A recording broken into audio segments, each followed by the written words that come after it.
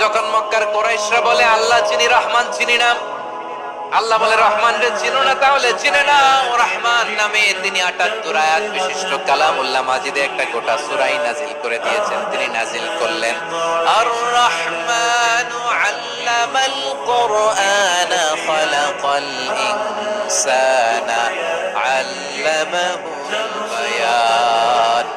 দয়াময় রহমান শেখালেন কোরআন, বানালেন ইনসান শেখালেন বায়ান।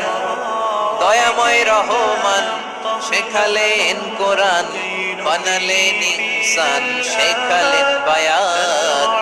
দয়াময় রহমান শেখালেন কোরআন, বানালেন ইনসান শেখালেন বায়ান। পড়েন আল্লাহু আকবার।